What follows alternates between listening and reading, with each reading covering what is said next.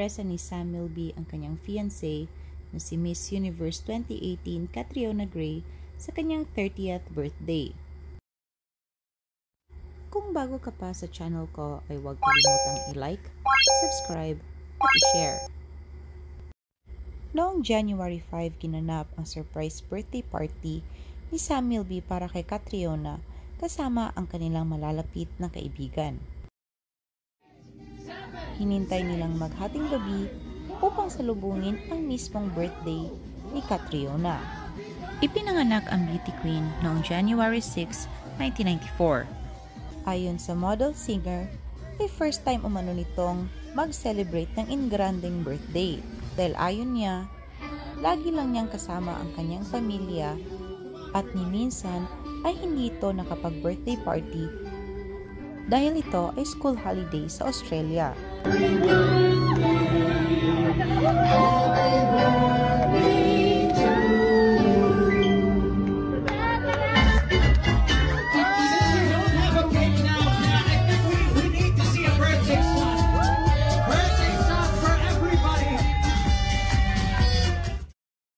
Naging emosyonal naman ang couple nang sumayaw ito sa harap ng kanilang mga kaibigan. Hindi man inanunsyo na magsing-irog ang tunay na petsa ng kanilang kasal, pero baka ito na ang huling birthday ni Catriona bilang single.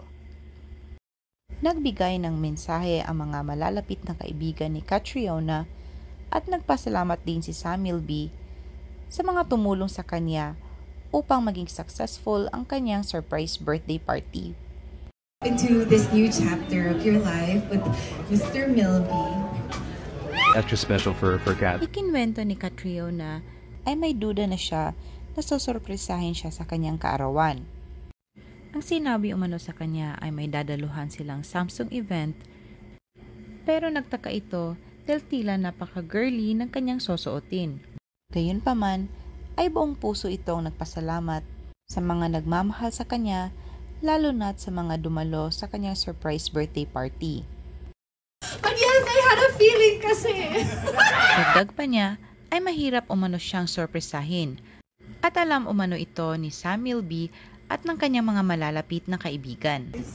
I feel like this is Thank you guys so much. I didn't expect something as big as this.